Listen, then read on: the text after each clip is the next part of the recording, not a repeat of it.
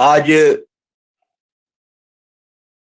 जिस महापुरुष के पुण्य स्मरण के संदर्भ में हम लोग यहाँ एकत्र हैं, वह निश्चय ही साहित्यकारों के लिए कल्पवृक्ष के समान थे। आचार्य विद्यानिवास मिश्र जी भारतीय संस्कृति के एक पुरोधा शलाका पुरुष तो थे ही,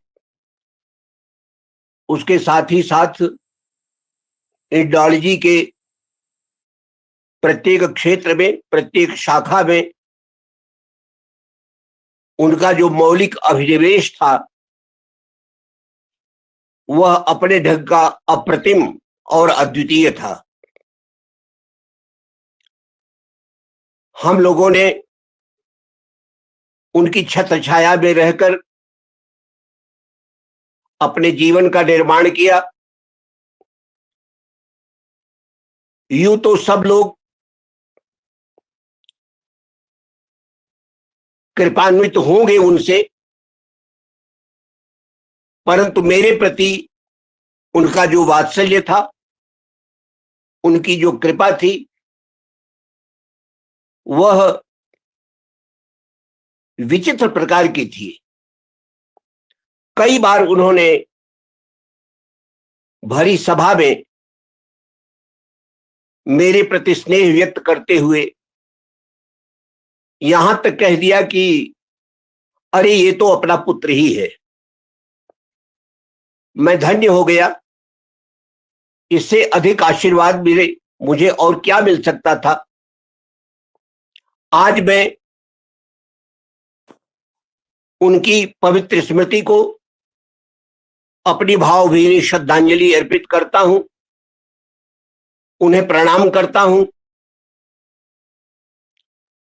और उनके सम्मान में जो ये परिचर्चा चल रही है, अपने विचार अत्यंत संक्षेप में आपके समक्ष रखना चाहूंगा। यूं तो अपने आलेख के माध्यम से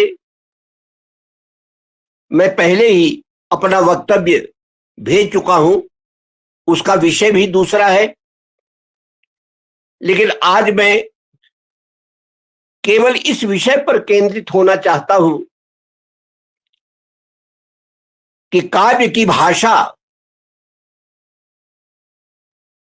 का क्या स्वरूप होता है और काव्य की भाषा अन्यान्य प्रकार की भाषाओं से किस माने में पृथक होती है, क्या उसकी विलक्षणता है और उस विलक्षणता को हम काव्यात्मा के सिद्धांतों से जोड़ करके कैसे समझ सकते हैं। मित्रों, हमारे यहां आध्यात्मिक शास्त्र भी हैं जिनमें आप षड दर्शनों की गणना कर सकते हैं। हमारे यहां अन्य शास्त्र भी हैं, जैसे वैदिक है, शालिहोत्र है, गजविद्या है, शाकुनिक शास्त्र है, सामुद्रिक शास्त्र है, और हर एक क्षेत्र में एक विशेष प्रकार की भाषा का प्रयोग किया गया है। वो किसी विवशता में नहीं, बल्कि उस प्रकार की भाषा को त्याग करके वह शास्त्र लिखा ही नहीं जा सकता था।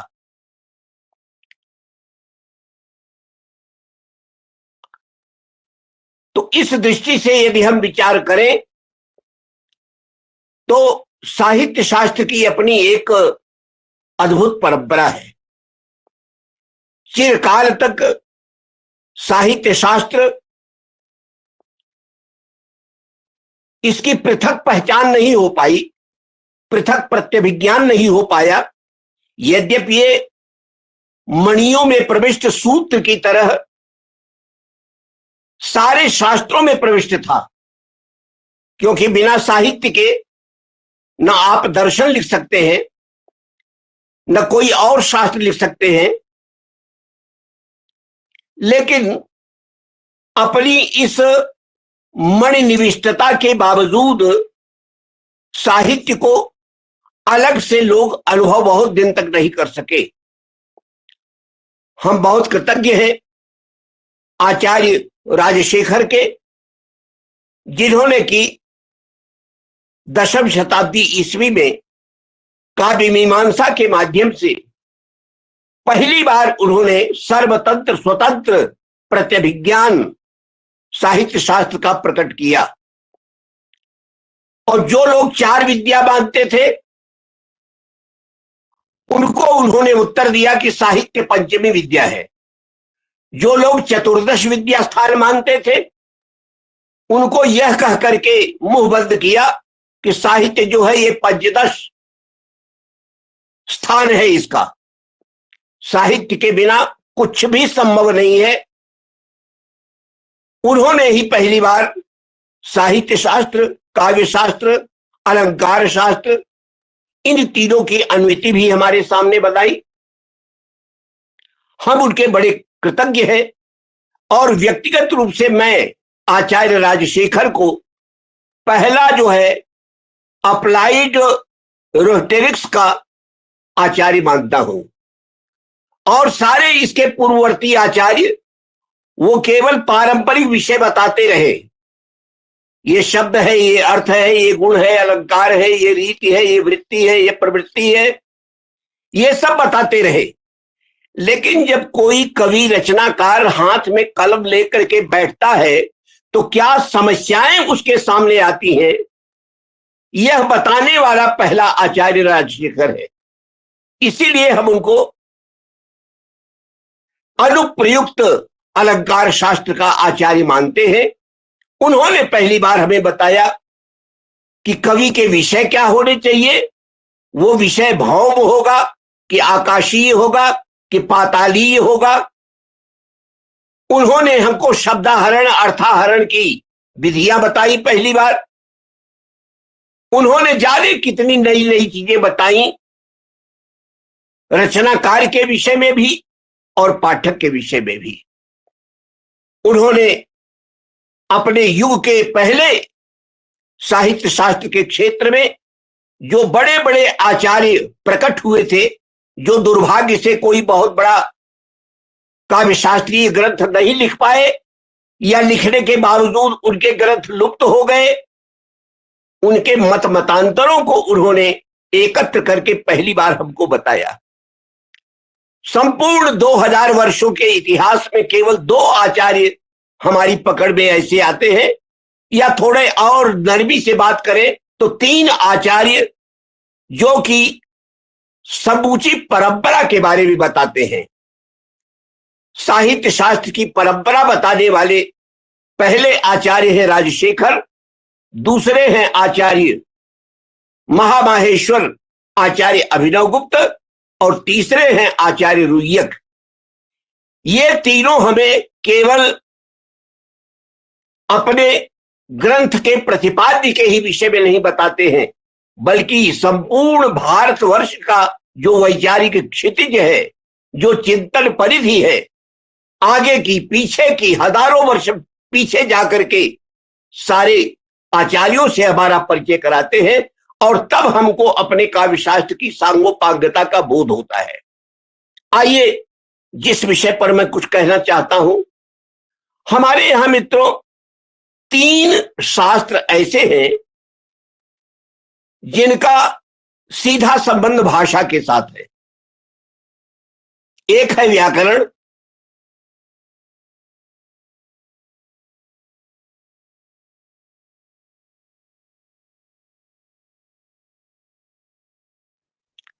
एक है व्याकरण।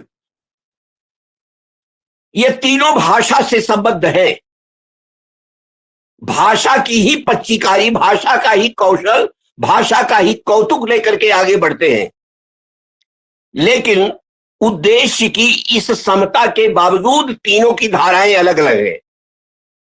तीनों के मार्ग अलग अलग हैं। भाषा के बारे में आप जानते हैं कि भाषा कैसे बनती है। पहले तो पहली यूनिट जो है वो है स्वर और व्यंजन की। उसके बाद आता है अक्षर, दोनों मिलकर के अक्षर बनते हैं। तीसरी स्टेज पर आता है शब्द, अक्षरों को जोड़ करके शब्द बनते हैं।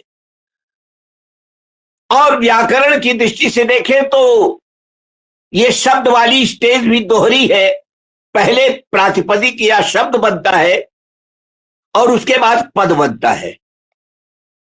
जैसे सादे पन्ने से आप कोई चीज खरीद नहीं सकते बाजार में, ऐसे ही शब्द से या प्रातिपदिक से आप साहित्य संरचना नहीं कर सकते हैं। साहित्य संरचना तभी संभव होगी जब आप शब्द को भाषा का संघटक अंग बनाने की योग्यता प्रदान कर देंगे। और वो योग्यता क्या है? वो योग्यता है मित्रों सुप्तिगंतम पदम। यदि आपने उसको सुबंत और तिगंत, सुप और तिग प्रत्ययों से जोड़ दिया तो वह वही शब्द, वही प्रातिपदिक, वह क्रिया रूप अथवा संज्ञा रूप बन करके भाषा का अंग बन जाएगा। तो ये तो जो है भाषा के साथ व्याकरण का संबंध है। वो शब्द को ही प्राण तत्व मानता है। शब्द की ही शुद्धि का निर्धारण करना ये व्याकरण का प्रथम और अंतिम कार्य है। इसीलिए उसको शब्द शास्त्र भी कहते हैं और वैयाकरण को शाब्दिक भी कहा गया है। इसीलिए व्याकरण को शब्दानुशासन कहा गया है। अर्थानुशासन जो है वो काव्य हो सकता है, लेकिन शब्दानुशासन नाम हमारे यहां केवल व्याकरण का है और शब्द से ही वो आगे बढ़ता है। लेकिन एक दूसरा शास्त्र भी है मीमांसा। मीमांसा जो है, यद्यपि शब्द का तिरस्कार तो कोई नहीं कर सकता, क्योंकि भाषा की संरचना जो है वो तो सोपान मार्ग से आगे बढ़ना पड़ेगा। आप कहें कि हम पहले वाली स्टेज को खत्म कर दे तो ऐसा नहीं हो सकता है।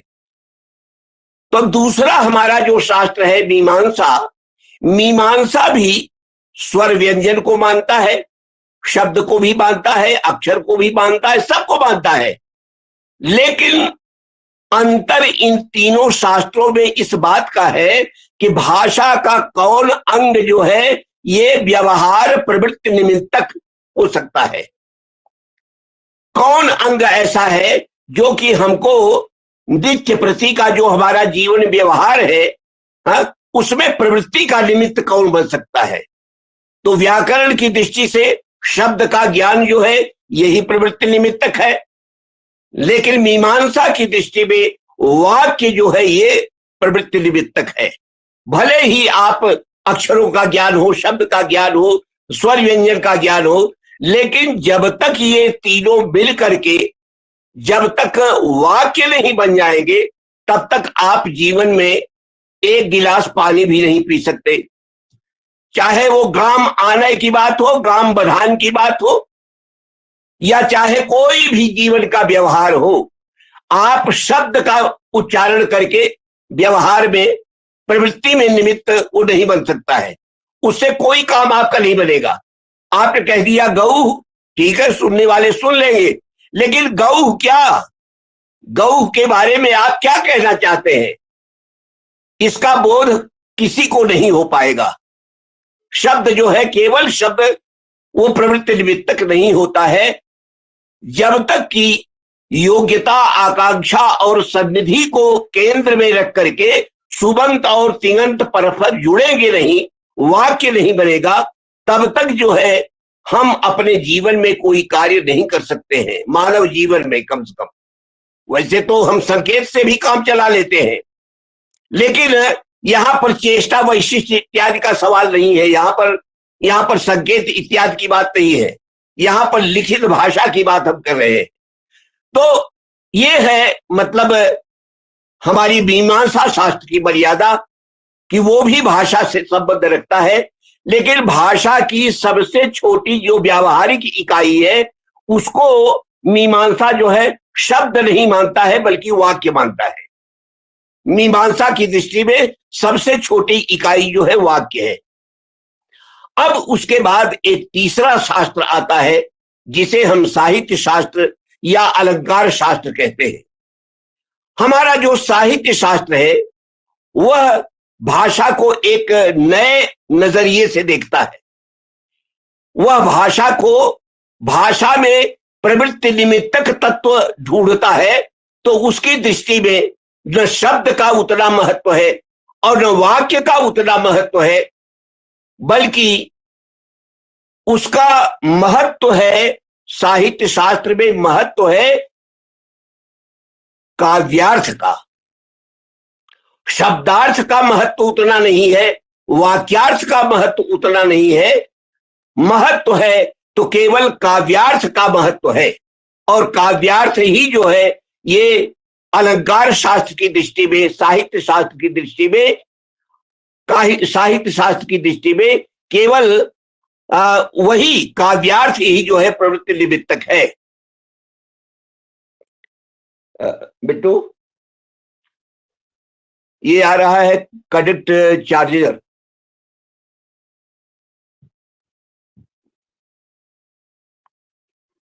हेलो, वो कनेक्ट चार्जर आ गया था, क्षमा कीजिएगा। मैं इस तंत्र का बहुत ज्यादा विशेषज्ञ नहीं हूं, इसलिए प्राय मैं पलायनवादी हूं, मैं भाग नहीं लेता जल्दी। लेकिन तो मैंने बताया कि जो व्याकरण है वह शब्दार्थ को महत्व देता है, मीमांसा जो है वाक्यार्थ को महत्व देती है, और सबसे छोटी इकाई वाक्य को ही मानती है, वाक्यार्थ को ही मानती है। और उसका ये कहना है कि जब तक हमको वाक्यार्थ का ज्ञान नहीं होगा तब तक हम जो है व्यवहार में प्रवृत्त नहीं हो सकते हैं। और इन दोनों शास्त्रों के बाद ही हमारा ये तीसरा शास्त्र आता है, अलंकार शास्त्र। अलंकार शास्त्र की सबसे बड़ी विलक्षणता यह है कि इसमें जो है काव्यार्थ को ही जो है प्रवृत्ति निमित्तक माना गया है। अलंकार शास्त्र इस बात पर विचार करता है कि काव्य का जो अर्थ है वही जो है उसकी पूर्णता का, वही उसकी सार्थकता का एकमात्र कारण है। क्योंकि अलंकार शास्त्र की ये मान्यता है कि कविता जो है वो कुल मिला करके काव्यार्थ मात्र होती है। अच्छा,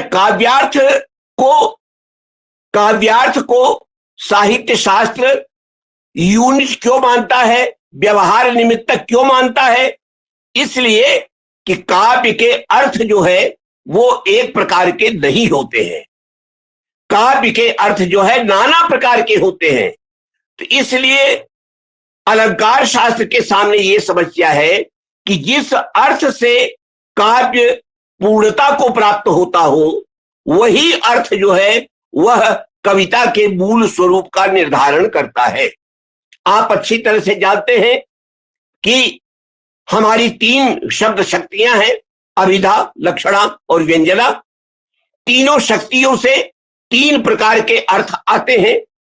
अभिधा से वाच्यार्थ आता है, लक्षणा से लक्ष्यार्थ आता है और व्यंजना से व्यंग्यार्थ आता है। अब सवाल यह है कि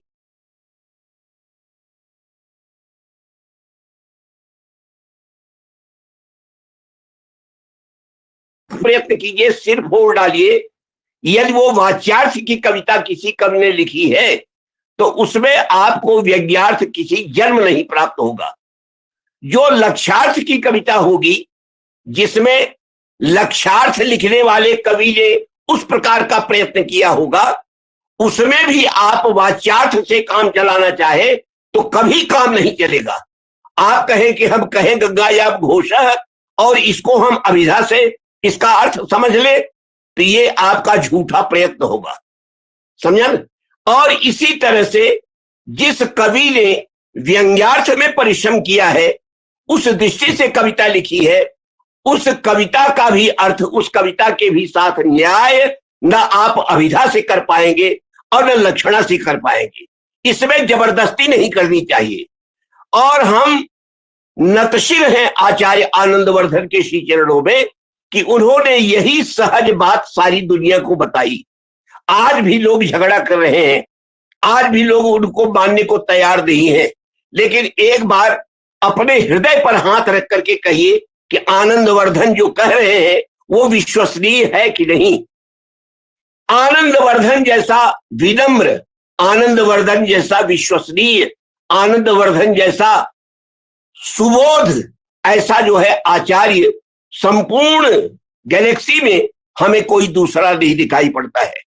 आचार्य आनंदवर्धन ने बड़ी विनम्रता के साथ ये बात कही। उन्होंने कोई नई बात अपनी ओर से नहीं कही।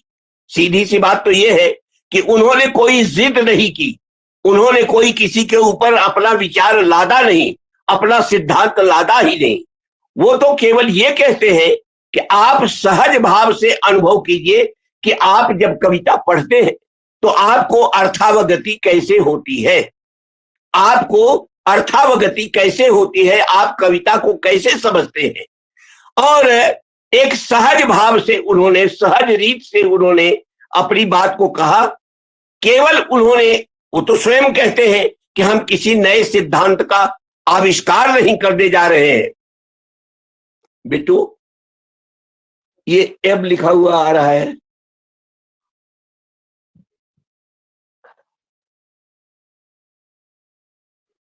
हेलो। बीच बीच में कुछ दूसरे संकेत आ जाते हैं तो मुझे लगता है कि पता नहीं ऐसे ही मैं प्रलाप करता रहूं, कोई सुन भी रहा कि नहीं। तो मैं बहुत संक्षेप में अपनी बात कह रहा हूं। फिर तो मेरा ये कहना है कि आचार्य आनंदवर्धन ने न कोई नया आविष्कार किया, न अपना सिद्धांत किसी के ऊपर लादा, न उन्होंने जो है कोई जबरदस्ती की। बड़ी विनम्रता के साथ वो केवल ये कहते हैं कि जो चीज मैं बताने जा रहा हूं ये शाश्वत काल से कविता में विद्यमान थी। ये रामायण महाभारत जैसे ग्रंथों में भी ये चीज पहले से ही विद्यमान थी। और खूबी है कि आप भी इसको जानते हैं, आपने भी इसको अवान्तर पद्धति से आपने भी व्यंग्यार्थ को स्वीकार किया है।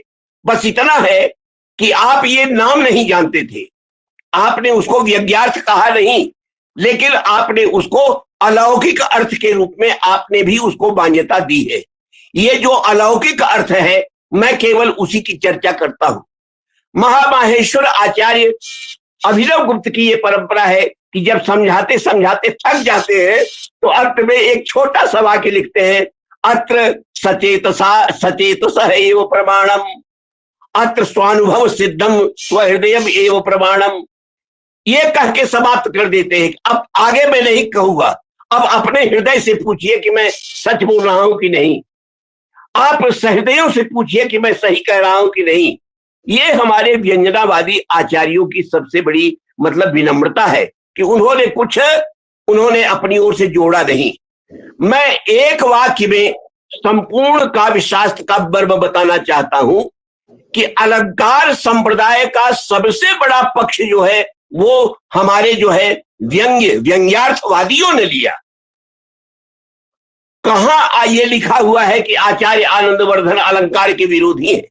वो तो केवल एक बात कहते हैं कि भैया यदि अलंकार आपका वाच्य है तो किसी जन्म जो है वो काव्य का आत्मा नहीं हो सकता है, लेकिन जैसे ही अलंकार व्यंग्य होगा वैसे ही वो अलंकार ध्वनि बन जाएगा। उसको तो हम भी आत्मा मानते हैं। और वो अलंकार ध्वनि अंत में तीनों ध्वनियों का पर्यवसान रस में ही होता है। बिना रस रूपता के चर्वणा संभव नहीं है। अलंकार को आप कैसे चबाएंगे, यही हमें समझा दीजिए। कैसे आप उसकी चर्वणा करेंगे? चर्वणा होती किसकी होती है? चर्वणा होती है विभाव, अनुभाव और संचारी भाव की। विभाव, अनुभाव और संचारी ये तीनों रस में होते हैं, ये रीति में नहीं होते हैं, अलंकार में नहीं होते हैं, वृत्ति में नहीं होते हैं और किसी भी काव्य तत्व में नहीं होते हैं। तो जब तक अलंकार रस रूपता को नहीं प्राप्त करेगा तब तक जो है उसकी न चर्वणा होगी, और जब चर्वणा नहीं होगी तो आनंद की अनुभूति नहीं होगी, और तब तक जो है आप उस रस की स्थिति, ब्राह्मी स्थिति तक आप पहुंच नहीं पाएंगे। इसलिए आनंदवर्धन आपका विरोध नहीं करते हैं, आनंदवर्धन आपके एक लैकुना को समझाते हैं कि मूलतः जो है स्वरूपतः अलंकार जो है वाच्यार्थ होता है। बिना लिखे कोई अलंकार हमको समझा दीजिए तो हम जाने, चाहे उपमा हो, चाहे विभावना हो, चाहे उत्प्रेक्षा हो, हर चीज को लिख करके समझाना पड़ेगा आपको, समझा? हर एक अलंकार लिख करके दिखाया जा सकता है, केवल रसध्वनि नहीं लिखी जा सकती है, क्योंकि वो अनुभव सिद्ध है, वो अनुभव रूप है। तो जब अलंकार अनुभव रूप हो जाएगा तो निश्चित रूप से वो काव्य की आत्मा बनेगा, और यदि वो अनुभव रूप नहीं है तो आप उसको आत्मा बनाने का प्रयत्न मत कीजिए। अभी यहां पर यह चर्चा की गई, मैं अंत में ये कहना चाहता हूं कि अभी यहां पर यह चर्चा की गई कि काव्य में जो है पूर्णता अलंकार से आती है। हमारे प्रिय बंधु आचार्य राधा वल्लभ त्रिपाठी जी, उनका यही सिद्धांत है कि पूर्णता जो है, पूर्णता ये अलंकार से आती है। पहला मेरा सवाल तो ये है कि यदि आपका यह मत सही है तो पिछले 1800 वर्षों तक हमारे आचार्यों की समझ में क्यों नहीं आया? हमारे आचार्यों में से किसी ने तो इस बात को कहा होता, सबने अलंकार को केवल आभूषण अर्थ में ही स्वीकार किया, शोभादायक तत्व के ही रूप में उन्होंने स्वीकार किया, शोभा कारक तत्व के ही रूप में उन्होंने स्वीकार किया। किसी ने भी जो है उसको अन्य अर्थ में जो है उसको स्वीकार नहीं किया। आज इतने दिनों के बाद अब आप कह रहे हैं कि वो पूर्णता जो है अलंकार से आती है। तो मेरी अंतिम बात केवल सुन ले कि पूर्णता अलंकार से आती है। मैं कहता हूं कि कविता में भाग लेने वाले 3 लोग हैं। एक है रचनाकार कवि, दूसरा है सहृदय श्रोता या पाठक, जो भी कह ले, और तीसरा है वो काव्य स्वयं, उसका जो स्वरूप होता है, जिस तत्व से वो बनता है। तो एक कवि और एक पाठक, जिसको आचार्य अभिनवगुप्त प्रख्या और उपाख्या नाम से बोधित करते हैं। एक है प्रख्या का मालिक, दूसरा है उपाख्या का मालिक, और तीसरा काव्य स्वयं है। इन 3 के अलावा चौथा तो नहीं है ना जिसका काव्य के साथ कोई संबंध हो। तो पूर्णता जो है, जब भी आप कल्पना करेंगे तो पूर्णता किसी एक की नहीं मानी जाएगी कि अपने स्वरूप की दृष्टि से काव्य पूर्ण हो तो उसको अलंकार मान लिया जाए, अलंकार तत्व से पूर्णता मान ली जाए, या अलंकार तत्व से कवि पूर्णता मान ली, या अलंकार तत्व से श्रोता जो है वो पूर्णता मान ली। पूर्णता जो है तीनों की दृष्टि से होनी चाहिए। और ये तीनों पूर्णताएं कैसे होती है, यदि आपको स्मरण आए तो मैं याद करा रहा हूं। आप आचार्य मम्मट, महामाहेश्वर अभिनवगुप्त और आनंदवर्धन और जितने ध्वनिवादी आचार्य हैं, सबको दृष्टि में रख करके उनकी शब्दावली देखते चले जाइए। हमारे यहां 3 शब्द हैं। स्वरूप की दृष्टि से है व्यंजना और व्यंग्यार्थ। पहले अभिधा है, अभिधा के बाद लक्षणा है, और लक्षणा के बाद भी जो बचता है वो तीसरी शब्द शक्ति, जो कि अनिवार्य है मानना, आपके जबरदस्ती करने से कुछ नहीं होगा। व्यंजना जो है वो जबरदस्ती लादी गई चीज नहीं है, क्योंकि चंदने विषधरान सहाबहे वस्तु सुंदर मगुप्ति मत कुतः रक्षितुम बद किमात्म गौरवम संचिता खदिर कंटकास्त्वया। आचार्य भल्लट की एक छोटी सी कविता है जिसमें कवि कह रहा है, चंदने विषधरान सहाबहे, चंदन में यदि काले काले भुजंग लिपटे हैं तो इसको तो हम बर्दाश्त करेंगे, इसको हम उचित मानेंगे, क्योंकि यदि काले काले सांप लिपटे न रहते तो भाई लोग रातों रात पूरा जंगल साफ कर देते। इतनी मूल्यवान वस्तु है चंदन की लकड़ी कि एक पेड़ भी न बच पाता। वो तो धन्य कहिए, ये कृपा उनकी भुजंगों की है कि जिनके डर के मारे तस्कर वहां जा नहीं पाते। चंदने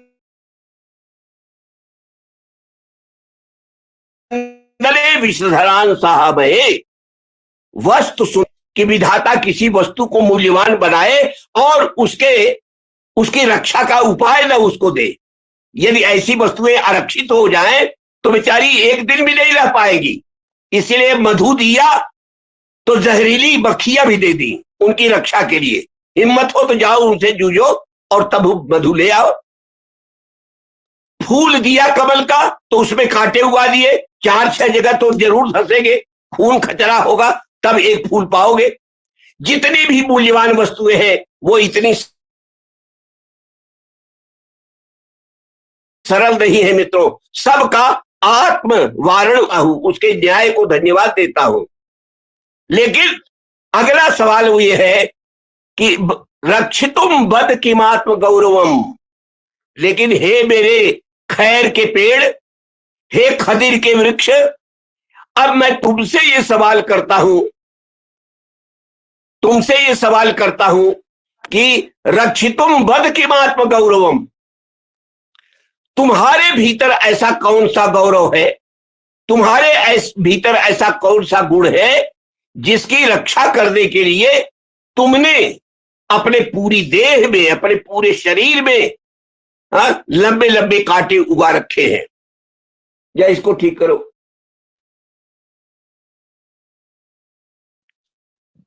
खत्म हो गया है, अरे थोड़ा सा और। हेलो हेलो, हाँ ये जी आदरणीय, हाँ काम नहीं कर रहा है, बीच में बस समाप्त है। तो वो कह रहा है कि चलो चंदन में इतना सब है तो मैं बर्दाश्त करता हूं, लेकिन हे खदिर के पेड़, हे खैर के वृक्ष, तुम्हारे भीतर ऐसा कौन गुण है, ऐसी कौन गुणवत्ता है कि जिसकी रक्षा के लिए तुमने अपने पूरे शरीर में इंच इंच भर के कांटे उगा रखे हैं। ये सवाल वो पूछ रहा है। ये भल्लट की अन्योक्ति है मित्रों। और आप देखिए कि समाज में आपको गली गली ऐसे लोग मिल जाएंगे, खैर के पेड़ बहुत मिल जाएंगे आपको, जो है भीतर कुछ नहीं, खोखले हैं, लेकिन बाहर से उनका जो ताम झाम, उनका जो है बाह्य रूप है, वो इतना भड़काने वाला है कि कहने की बात नहीं। आप इस कविता को जस्टिफाई कैसे करेंगे? न यहां पर न तो अभिधा काम कर रही है, न यहां पर लक्षणा काम कर रही है, लक्ष्यार्थ काम कर रहा है। इस कविता में जरूर कोई ऐसा सौंदर्य छिपा हुआ है जिसको समझने के लिए हमको एक नई शक्ति की आवश्यकता है। और इसी शक्ति को आचार्य आनंदवर्धन ने कहा कि वो व्यंजना शक्ति है, जो छिपे हुए अर्थ को प्रकाशित कर देती है। जैसे मिट्टी के तपे हुए ढेले में बसी हुई गंध को बरसते हुए मेघ की बूंदें अचानक भभका उठा देती है, प्रकट हो जाती है। ऐसे ही जब वक्त बौद्धव्य वैशिष्ट्य का अवसर आता है, देश काल के औचित्य का अवसर आता है, तो वही शब्द जो अभी तक अभिधा और लक्षणा से अपना अर्थ नहीं प्रकट कर पाया था, वही जो है अपने आप अपने अर्थ को प्रकट करने लगता है। यह है व्यंजना का कमाल। व्यंजना इसीलिए कहा जाता है, व्यंजना रहते हुए भी प्रकट नहीं होती है। व्यंजना व्यज्ञार्थ है, लेकिन यदि आप सहृदय नहीं है मित्रों, तो आपके सिर के ऊपर से क्रॉस करके चली जाएगी और आप मूर्ख की तरह बैठे रहेंगे, उसमें लक्ष्यार्थ और वाच्यार्थ ढूंढते हुए रह जाएंगे। तो पूर्णता कैसे आएगी? इस प्रकार के जो पद्य हैं उनमें आप पूर्णता कैसे देखते हैं? इस पद्य को पढ़ करके कवि जो है कैसे पूर्णता का अनुभव करेगा और सहृदय कैसे पूर्णता का अनुभव करेगा और कविता अपने आप में पूर्ण कैसे होगी। और जब तक तीनों की पूर्णता परस्पर गलबाही नहीं करेगी, तब तक जो है पूर्णता को आप काव्य की आत्मा नहीं मान सकते, उसकी आत्मा नहीं मान सकते। और मैं इस बात को खुलेआम कहता हूं कि पूर्णता जो है वो अलंकार से नहीं, पूर्णता जो है व्यंग्यार्थ से संभव है। क्योंकि जो कविता व्यंग्य के निमित्त लिखी गई है उसमें जो है तभी जो है वो कविता धन्य होगी, पूर्ण होगी, उसका जन्म सार्थक होगा जबकि आप उस तक पहुंच जाएंगे। समझे? तो जो पाठक है उसकी पूर्णता कैसे होती है? आचार्य बम्मट कहते चित्त विश्रांति से। जैसे बहते हुए पानी को एक गड्ढा मिल जाए तो अपने आप भंवराता हुआ वहां पे स्थिर हो जाता है, ऐसे ही जैसे ही पाठक को अपने मन का अर्थ मिल जाएगा वो उसी में डूब जाएगा, वो समझ जाएगा कि मुझे मेरा लक्ष्य प्राप्त हो गया। चित्त विश्रांति, चित्त अपने आप विश्रांत हो जाता है।